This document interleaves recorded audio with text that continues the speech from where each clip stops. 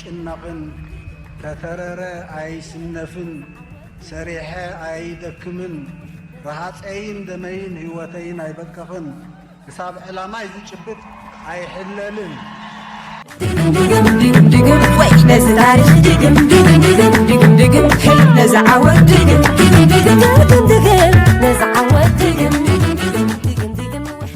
ሰላም ከመይ ትውዕሉ ዝኸበርኩም ተኸታተልቲ መደብና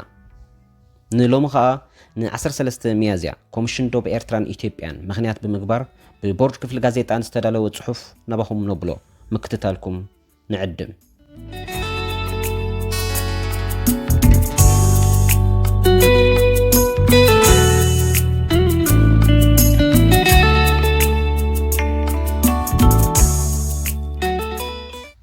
ልክዕ ከምዛሎ ምዕለት 13 ሚያዝያ 2002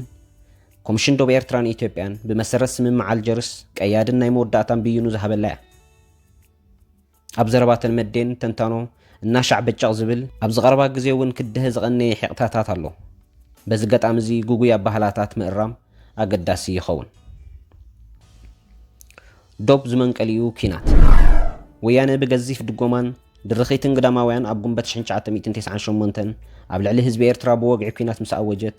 ኣዋጅ ብኣዋጅ ክምለሰሉ ግቡእ እኳ እንተነበረ ብወገን ኤርትራ ዝተኣወጀ ኩናት ግን ኣይነበረ ኣሸቀልቲ ወያነ ነቲ ዓብዪ ዕላምኦም ዶባዊ ምስሓሓብ ዝብል ስም ኣጠሚቖም ክኽብልዎ ብዙሕ ኣሊኾም የዋሃት እውን ኣጋጌም እዮም ዘይሰመረ ባህጎም ግዳ ኩል ኣይነበረን ዕላማቱ ኩናት ሓይልታት ምክልኻል ኤርትራ ደምሲስካ ኣስመራ ብምእታው ንህዝቢ ኤርትራ ምንብርካኽ ሃሱሳት ዓሲብካ ወኪል መንግስቲ ብምቋም ከምቲ ኣብ ኢትዮጵያ ዝተገብረ ህዝቢ ኤርትራ ንሓድሕዱ ዝናቆተሉ ትሕቲ ሃገራዊ ከፋፋሊ ፖለቲካ ብምውዳድ ብቁጠባውን ረሚስካ ሓንቲ ትርጉም ህላወት ዘይብላ ጥብቆ ኢትዮጵያ ዝኾነት ኤርትራ ኩን ምግባር እዩ ዝነበረ ጃንዳ ወያነ ከዓ ብፀቢብ ኣእምርኡ ዋናታት ናይዚ ዓብዪ ዕላማ እዚ ዝሓረይዎ ልኡኽ እዩ ነዚ ዕላማ እዚ ንምዕዋት እቲ ብዶብ ዝተመኻነየ ወራር ናብ ሕጋውን ሰላማውን ፍታሕ ከየምርሐ ከሎ ብቕፅበት ናብ ሙሉእ ዶባት ከም ዝልሕም ተገይሩ ብዛዕባ ምእላይ መንግስቲ ኤርትራን መተካእቱኡን ዝዝተ ኣኼባታት ሓለምትን ሃሱሳትን ኣብ ዝተፈላለየ ከተማታት ዓለምን ኢትዮጵያን ተኣንጊዱ ቁጠባውን ወተሃደራውን እገዳታት ኣብ ልዕሊ ኤርትራ ብዘይንሕስያ ተደርዲሩ ዝተዋሃደ ዲፕሎማስያውን ዜናውን ዘመተ ሲጠና ተኻይዱ ኣብ ኤርትራ ፖለቲካዊ ምንዓዓብ ንምፍጣር ገዚፍ ምወላ ፈሲሱ ኩሉ ግን ኣይሰራሕን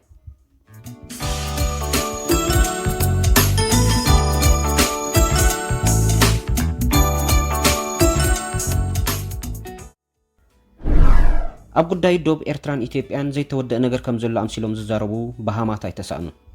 ዶብ ኤርትራን ኢትዮጵያን ግን ሓንሳብን ሓዋሩን ምንቅጥቃጥ ምድርን ብዘይቀይሮ መንገዲ ተመልኪቱ እዩ ኮሚሽን ዶብ ኤርትራን ኢትዮጵያን ኣብ ሕዳር 2007 ነቲ ልዕሊ 1000 ኪሎ ሜትር ዝዝርጋሕ ዶብ ብጂኦግራፊያዊ መራኸቢ ነጥብታት ደቂቕ ዝርዝራቱ ኣነፂሩ ኣብ 45 ካርታታት ብምስፋር ንክልቴን ሃገራት ከምኡውን ንባይቶ ፀጥታ ሕቡራት ሃገራት ኣረኪቡ ንህዝባዊ መወከሲ ዝኸውን ቅዳሕ ኣብ ኣሃዱ ካርቶግራፊ ሕቡራት ሃገራት ከም ዝቕመጥ ገይሩ እዩ ስርሑ ዛዚሙ ሎሚ ዶብ ኤርትራን ኢትዮጵያን ኣብ ዓለምና እቲ ኣዝዩ ዝነፀረን ብሕጋዊ ሰነዳቱን ዝርዝራቱን ዝደመቐን ዶብ እዩ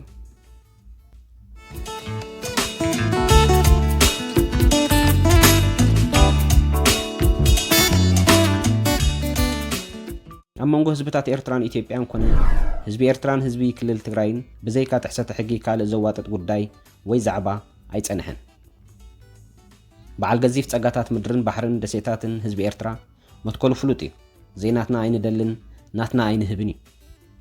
ኣብ 1000 ዓመቱ ርስቲ ንበዓል ቤቱ ከም ዝበሃል ድማ ግዜ ናቱ መደምደምታ ሂቡ ህዝቢ ኢትዮጵያ ከዓ እቲ ብዙሕ መቕዘፍትን ዕንወትን ዘኸተለ ግዳማዊ ዛዕባ ዓብ ምህሮ ቀሲሙሉ ኣሎ መኸተ ዘጉልሖ ወርቃዊ ክብርታት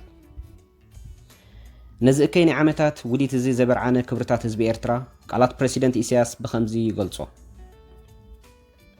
ብሓይልን ተሃዲዳትን ኣይርዕድን ኣይንብርከኽን ንሸፈጥን ዓሎቕን ኣይርዕምን ንወሽለኽለኽን ቆልመፅመፅን ክብርታተይ ኣይሸይጥን ተጸበበ ኣይጭነቕን እንተተረረ ኣይስነፍን ሰሪሐ ኣይደክምን ረሃፀይን ደመይን ህይወተይን ኣይበቀቕን ክሳብ ዕላማይ ዝጭብጥ ኣይሕለልን እዚ ክብርታት እዚ ኪንዮ እምነትን መብፅዓን ኣባይታ ብግብሪ ተደጋጊሙ ዝተመስከረ ሕላገት ባህሪ ህዝቢ ኤርትራ ጅግና ሰራዊቱን እዩ ወናኒ ዝሕብን ክብርታት ወትሩ ዕውት ህዝቢ ንውሕዳት ካብ ቀንዲ ናይ ጽንዓት ቅያ ክብርታት ንምዝኽኻር ብሓይልን ታዲዳትን ኣይርዕድን ኣይንበርካኽን ንሸጠፍን ዓሎቕን ኣይርዕምን ንወሽለኽለኽን ቆርመፅመፅን ክብረተይን ክብርታተይን ኣይሸይጥን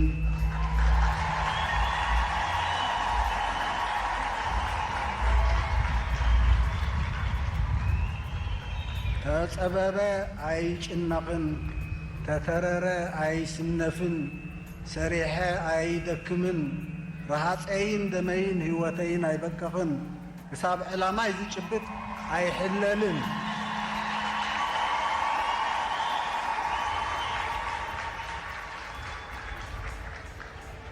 እዚ ክብርታት እዚ